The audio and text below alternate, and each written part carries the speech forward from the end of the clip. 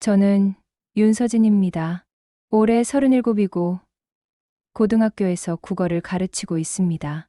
오늘도 새벽같이 일어나 아침을 준비하면서 문득 아버지가 하셨던 말씀이 떠올랐습니다. 서진아, 서울은 기회의 땅이다. 거기서 뿌리를 내려야 한다. 그때는 20살이었죠.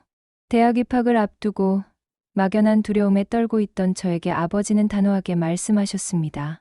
고향은 충청도의 작은 시골 마을이었습니다. 아버지는 평생 농사를 지으셨고 어머니는 작은 슈퍼를 운영하셨죠. 두 분 다 검소하셨습니다. 새 옷 한 벌 사시는 것도 한참을 고민하실 정도였어요.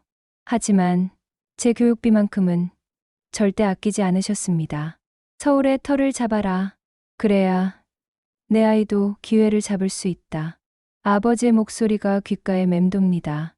그런데 지금 제 현실을 보면 과연 제대로 터를 잡았다고 할 수 있을까요? 현재 저희 가족이 살고 있는 곳은 서울 외곽의 전셋집입니다. 지하철 마지막 역에서도 버스를 타고 한참 들어가야 하는 곳이죠. 그래도 서울은 서울이라고 생각했는데 이제 그마저도 불안해졌습니다. 얼마 전 집주인이 연락을 해왔습니다. 계약 만료가 석 달 앞으로 다가왔다면서 보증금을 올려달라는 이야기였어요. 지금도 빠듯한데 또 올린다고 하니 정말 답답했습니다. 선생님, 요즘 집값이 많이 올라서 어쩔 수 없어요. 집주인의 말에 저는 아무 말도 할 수 없었습니다. 그동안 모은 돈으로는 턱없이 부족했거든요. 남편과 제 월급을 합쳐도 서울에서 살기엔 빠듯합니다. 9살 아들 준호의 학원비에 생활비까지 계산하면 매달 저축할 수 있는 돈은 얼마 되지 않죠. 밤늦게 잠자리에 누워서도 잠이 오지 않았습니다. 준호가 옆에서 새근새근 자는 소리를 들으며 생각했어요. 이 아이가 커서 대학에 가려면 얼마나 더 많은 돈이 필요할까? 지금도 이렇게 힘든데 과연 견딜 수 있을까?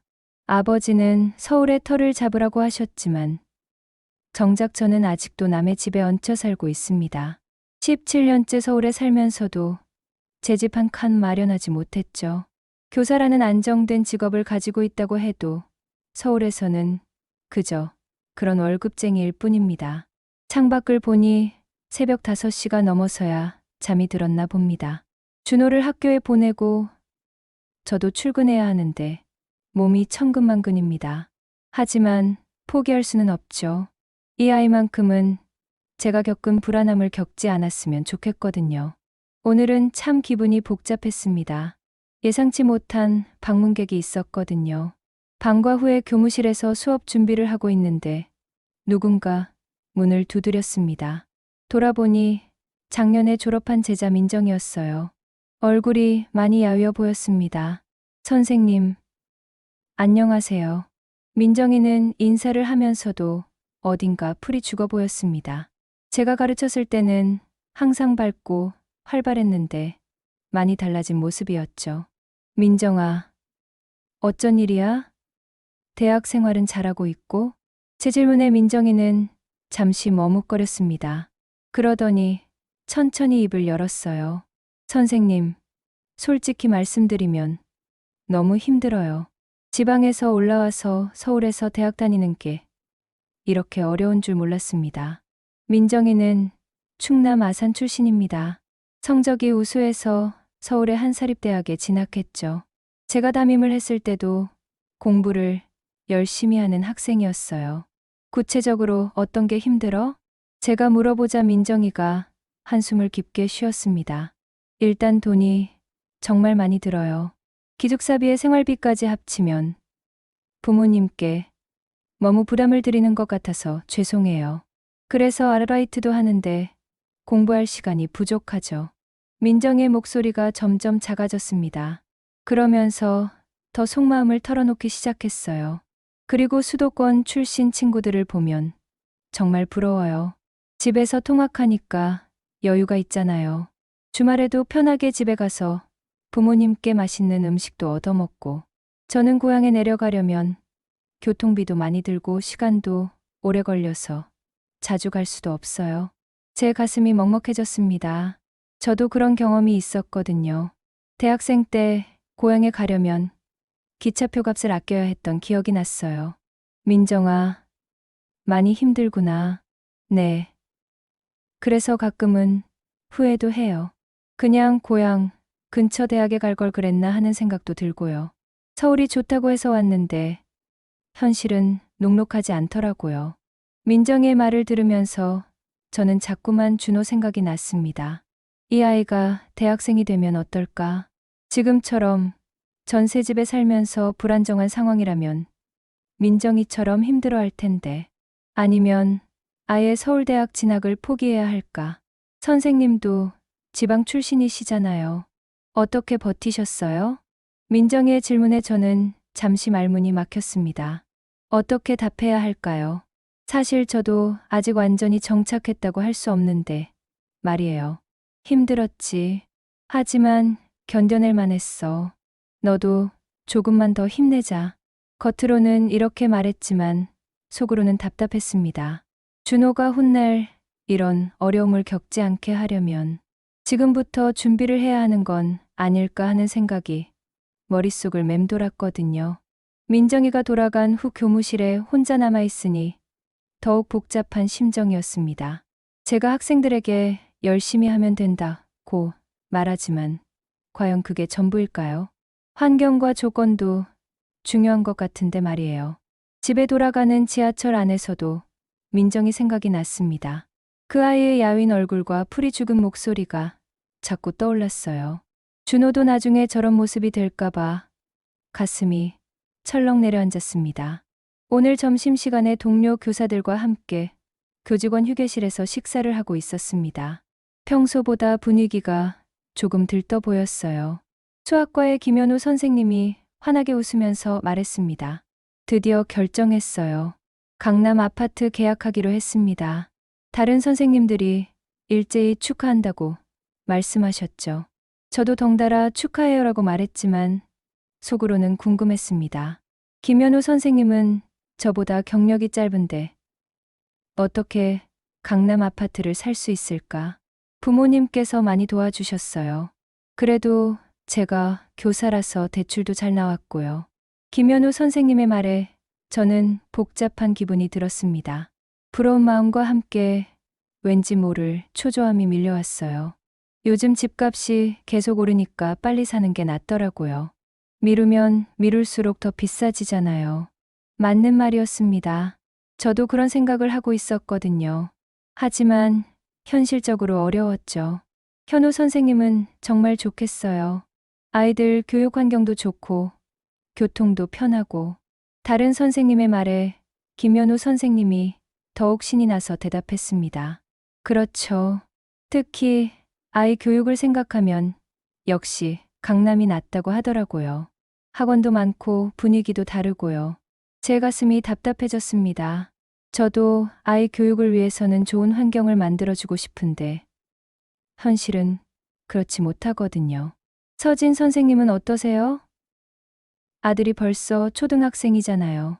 김현우 선생님이 갑자기 저에게 물어봤습니다. 다른 선생님들의 시선도 저에게 쏠렸어요. 저는 아직 전세살이에요. 준비 중이긴 한데 쉽지 않네요. 최대한 담담하게 대답했지만 속으로는 자존심이 상했습니다. 같은 교사인데 이렇게 차이가 날 수 있구나 하는 생각이 들었어요. 아, 그래도 서진 선생님은 경력도 오래되셔서 곧 가능하실 거예요. 김현우 선생님의 말에 저는 그냥 웃기만 했습니다. 경력이 오래된다고 해서 집 살 돈이 저절로 생기는 건 아니거든요. 점심시간이 끝나고 교실로 돌아가면서 생각이 많아졌습니다. 김현우 선생님 부모님은 도움을 주실 수 있지만 저희 부모님은 그렇지 못하시죠. 평생 농사 지으시면서 저를 키워주신 것만으로도 감사한 일인데 더 바랄 수는 없어요. 하지만 현실은 냉정했습니다. 준호가 계속 자라고 있고 교육비는 점점 더 많이 들 텐데 지금처럼 불안정한 상태로는 안 되겠다는 생각이 들었어요. 수업을 하면서도 자꾸만 김현우 선생님 말이 떠올랐습니다. 아이 교육을 생각하면 역시 강남이 낫다. 과연 그럴까요? 준호도 그런 환경에서 자라야 더 좋은 기회를 잡을 수 있을까요? 방과 후에 준호를 데리러 가면서도 마음이 무거웠습니다. 다른 아이들은 부모의 경제적 뒷받침을 받으며 좋은 환경에서 자라는데 준호는 어떨까? 저 때문에 기회를 놓치는 건 아닐까? 아빠, 오늘 학교에서 뭐 했어? 준호가 밝게 웃으며 달려오는 모습을 보니 더욱 마음이 아팠습니다. 이 아이만큼은 제가 겪었던 불안과 걱정 없이 자랐으면 좋겠는데 과연 그럴 수 있을까요? 집에 가는 길에 결심했습니다. 더 이상 미룰 수 없어요. 준호를 위해서라도 지금 결단을 내려야겠습니다. 저녁 식사를 마치고 준호를 재운 후 남편 민수와 마주 앉았습니다. 오늘 하루 종일 생각했던 이야기를 꺼내야 할 때가 왔어요. 민수야, 우리 이사 이야기 좀 해보자. 남편이 TV를 보던 시선을 저에게 돌렸습니다. 표정이 벌써 조금 어둠어둠해 보였어요. 또 그 이야기야? 지금 여기서도 살기 빠듯한데 무슨 돈으로 더 좋은 데로 이사를 가려고 해. 예상했던 반응이었습니다. 민수는 늘 신중한 편이거든요. 특히 돈과 관련된 일에는 더욱 조심스러워해요. 그게 아니야. 전세가 아니라 아예 집을 사는 거야. 뭐, 집을 산다고? 민수의 목소리가 높아졌습니다. 준호가 깰까봐 손짓으로 조용히 하라고 했어요. 민수야, 들어봐. 오늘 학교에서 동료 선생님이 강남 아파트를 샀다고 하더라고. 부모님 도움을 받아서 말이야. 우리도 대출을 받아서 해보자. 서진아, 정신 차려.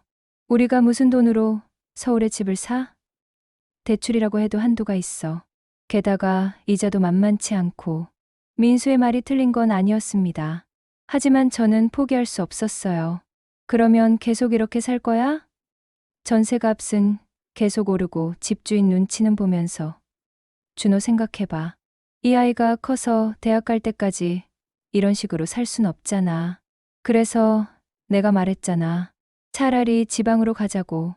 우리 고향 근처에서 넓은 아파트 하나 사면 되잖아. 거기서도 충분히 좋은 교육 받을 수 있어. 민수의 제안에 저는 고개를 저었습니다. 안 돼. 지방에 가면 준호의 미래가 제한되잖아. 서울에 있어야 대학도 좋은 데 갈 수 있고 취업도 쉽고. 그게 다 편견 아니야? 요즘은 지방에도 좋은 대학 많아. 굳이 서울만 고집할 필요 없어. 저의 목소리가 점점 높아졌습니다. 그런데 그때였어요.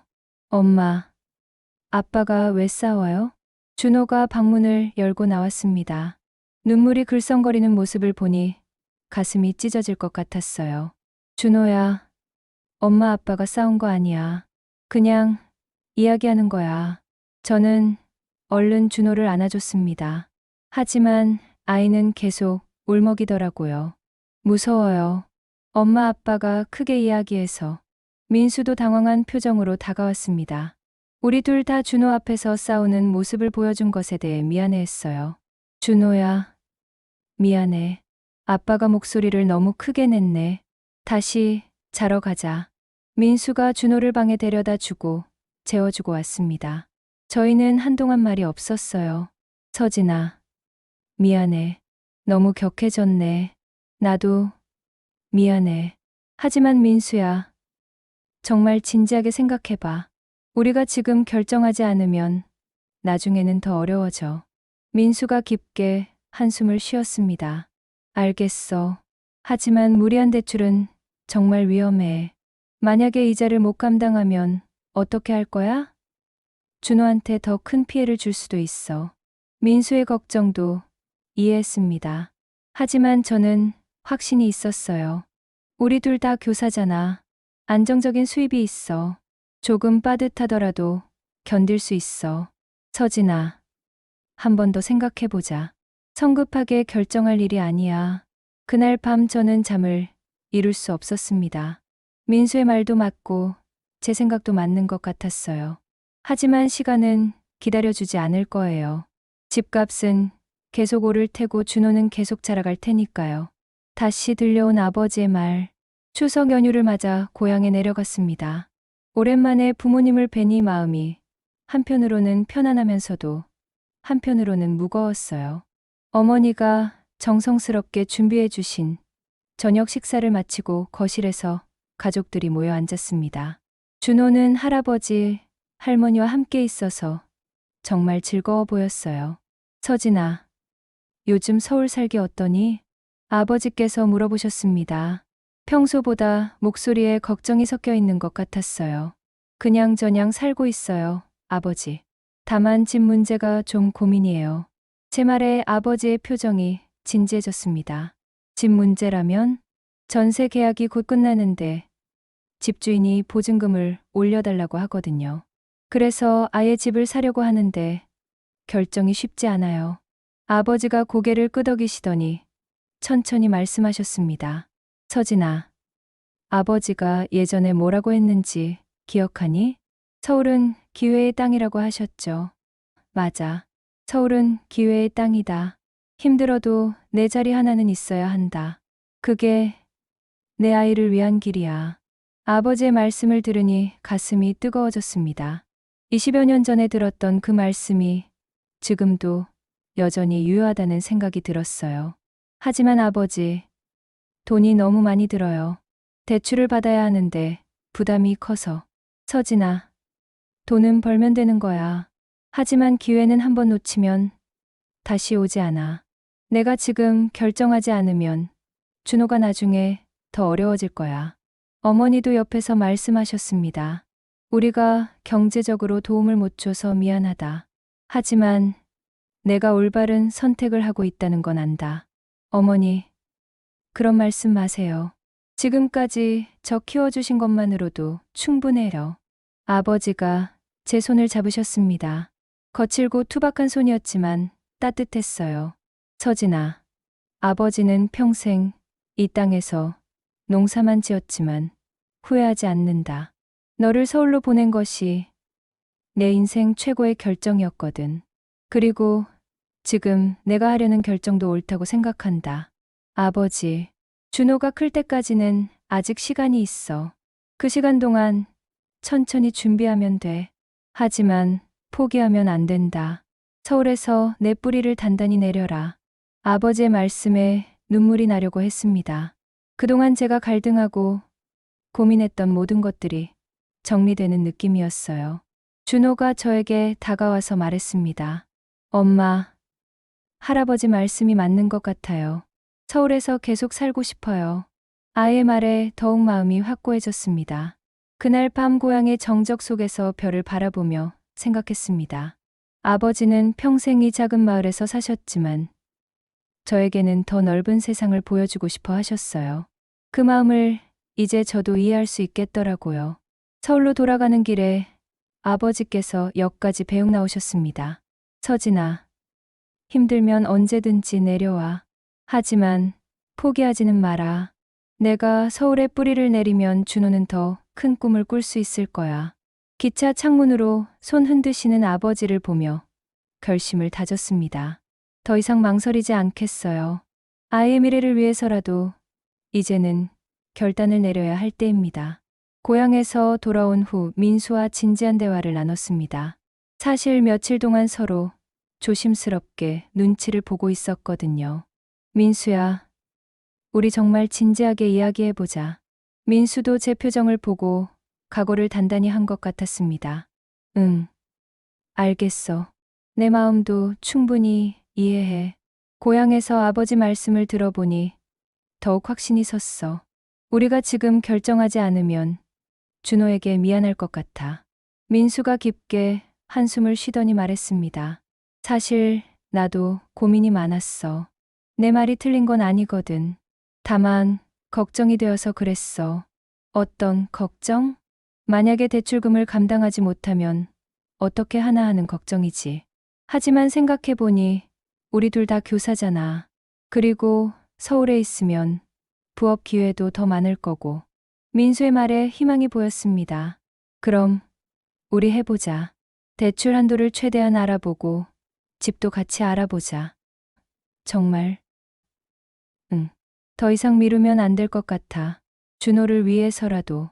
그 다음 주부터 저희는 본격적으로 움직이기 시작했습니다. 은행에 가서 대출 상담을 받고 부동산 중개업소를 돌아다녔어요. 생각보다 할 일이 많았습니다. 선생님, 교사시니까 신용도가 좋으셔서 대출은 문제 없으실 것 같습니다. 은행 직원의 말에 조금 안심이 됐어요. 하지만 이자율을 보니 부담스럽긴 했습니다. 며칠 후 부동산에서 연락이 왔습니다. 선생님, 괜찮은 매물이 나왔어요. 한번 보러 오세요. 민수와 함께 집을 보러 갔습니다. 지금 살고 있는 곳보다는 훨씬 중심가에 가까운 곳이었어요. 지하철역에서도 걸어서 10분 거리였습니다. 어때? 서진아? 좋은 것 같아. 준호 학교 전학도 괜찮을 것 같고. 집은 작지만 깔끔했습니다. 무엇보다 교통이 편리하다는 점이 마음에 들었어요. 가격은 어떻게 되나요? 이 정도 조건이면 합리적인 편입니다. 다만 빨리 결정하셔야 해요. 다른 분들도 관심이 많거든요. 부동산 중개인의 말에 민수와 제가 눈빛을 주고받았습니다. 우리 한 번 더 상의해보고 연락드릴게요. 집에 돌아와서 밤늦게까지 계산해봤습니다. 대출금과 이자, 매달 납입해야 할 금액까지 꼼꼼히 따져봤어요. 빠듯하긴 하지만 할 수 있을 것 같아. 나도 그렇게 생각해. 조금 허리띠를 졸라매면 되잖아. 이틀 후 저희는 계약을 하기로 결정했습니다. 계약서에 서명을 하는 순간 가슴이 두근거렸어요. 드디어 서울에 제 집을 갖게 되는구나 하는 생각이 들었습니다. 계약을 마치고 나오는데 휴대폰에 메시지가 왔습니다. 민정이었어요. 선생님, 안녕하세요. 요즘 많이 바쁘시죠? 그런데 정말 궁금한 게 있어서 연락드려요. 선생님은 어떻게 서울에서 이렇게 잘 정착하셨어요? 저는 아직도 적응이 어려워서요. 선생님 같은 부모님이 계셔서 정말 부러워요. 민정의 메시지를 보니 가슴이 벅차올랐습니다. 제가 한 선택이 옳았다는 확신이 들었어요. 집에 와서 준호에게 말했습니다. 준호야, 우리 이사하기로 했어. 정말요? 어디로요? 지금보다 더 좋은 곳이야. 학교도 더 좋고 교통도 편한 곳. 준호가 환하게 웃었습니다.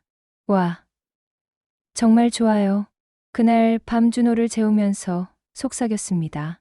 준호야, 넌 내 꿈을 마음껏 펼쳐라. 엄마 아빠가 뒷받침해 줄게. 준호는 이미 잠들어 있었지만 저는 확신에 찬 목소리로 말했어요. 창밖을 보니 서울의 밤이 반짝이고 있었습니다. 불안과 희망이 교차하는 마음이었지만 후회는 없었어요. 아버지께서 말씀하신 대로 서울에 뿌리를 내리는 첫걸음을 내디딘 거니까요. 앞으로 쉽지 않을 거예요.